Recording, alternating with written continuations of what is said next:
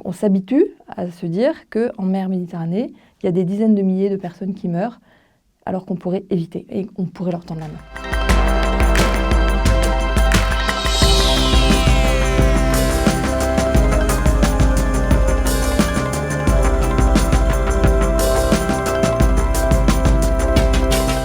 Alors, une séquence qui représente vraiment cette décennie pour moi, c'est la photo du petit Alan Kurdi sur les plages inertes.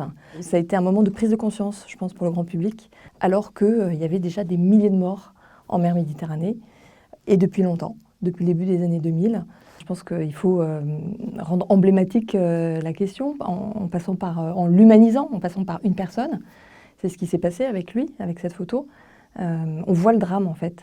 C'est évident. Et on se dit, mais pourquoi personne n'a tendu la main à ce garçon avant ? C'est pas possible, c'est choquant. Beaucoup de gens nous ont contactés. On était justement en train de rendre public le projet SOS Méditerranée. On était en train de chercher notre premier bateau, l'Aquarius, on ne l'avait pas encore trouvé. Et on était juste en train de lancer aussi une campagne de crowdfunding, de financement sur Internet, pour pouvoir lancer ce projet d'un bateau pour les réfugiés. Aquarius, désolé, морских воды. 88 Aquarius.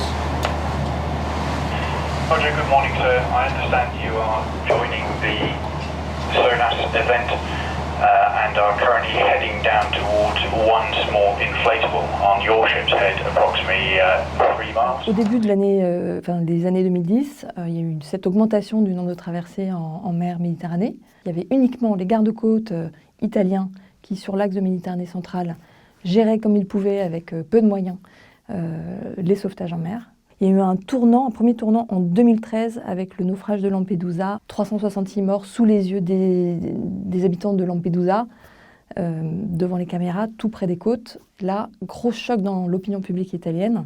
Et l'Italie a décidé de mener une première grosse opération de sauvetage d'État, l'opération Mare Nostrum, qui a duré 1 an. Cette opération a permis de secourir 150 000 personnes. Et l'Italie, qui par ailleurs connaissait une période de difficulté économique depuis plusieurs années, a fait appel à l'Union européenne. L'Union européenne n'a pas répondu à ces appels, elle a même torpillé cette opération en disant que ça créait des appels d'air. Et l'opération Mare Nostrum s'est donc arrêtée du jour au lendemain, au mois de novembre 2014. Et c'est à ce moment-là, novembre 2014, que nous disons, alors c'est au départ un capitaine de marine marchande allemand, et puis moi-même ensuite, on s'est rencontrés, on se dit c'est pas possible, on ne peut pas laisser les gens mourir sous nos yeux aux portes de l'Europe, alors qu'on sait ce qu'il faut faire pour les secourir. Et nous, en tant que lui marin, moi humanitaire, on a quand même des compétences à apporter, on peut essayer de faire quelque chose, et la société civile européenne peut se mobiliser là où les États sont défaillants.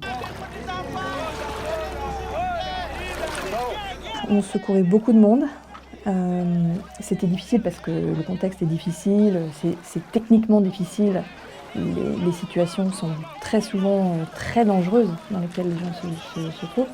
Les citoyens européens se sont mobilisés massivement et c'est eux qui ont financé ce premier bateau, l'Aquarius. Mais les vraies difficultés et les obstacles, ils sont arrivés à partir de l'année 2017. Là, il y a une criminalisation croissante qui a été faite à l'encontre des ONG de secours. On n'était plus les seuls. D'autres bateaux de la société civile sont arrivés à ce moment-là.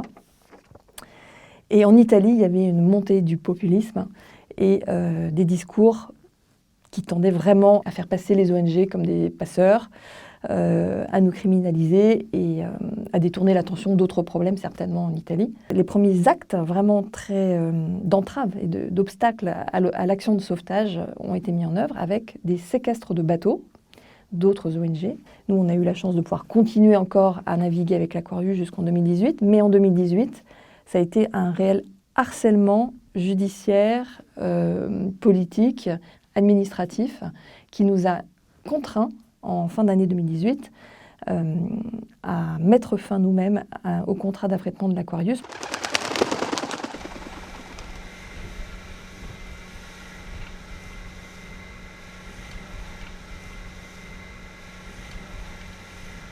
On s'est dit qu'il était hors de question de renoncer et on a mis toute notre énergie pour reprendre nos opérations, repartir en mer avec ce nouveau bateau, l'Ocean Viking. On en a sauvé plus de 30 600 aujourd'hui. C'est tant mieux parce que c'est autant de personnes qui ne se sont pas noyées en mer Méditerranée, mais ça reste très insuffisant par rapport aux besoins. Cette catastrophe humanitaire qui a eu lieu dans les années 2010, pour moi, c'est l'ampleur qu'elle a prise et le renoncement des États au devoir basique de sauver des vies. C'est le premier des droits humains, le droit à la vie. Et il y a un impératif, c'est un impératif légal et un impératif moral d'aller porter assistance. Alors que tout le monde sait ce qui se passe en mer Méditerranée, comment se fait-il que autant d'États européens renoncent à ce devoir moral et ce devoir légal? Ça traduit une crise des valeurs fondamentales de l'Europe, d'abord, donc une crise morale, et ça traduit aussi une crise politique qui me laisse vraiment sans voix.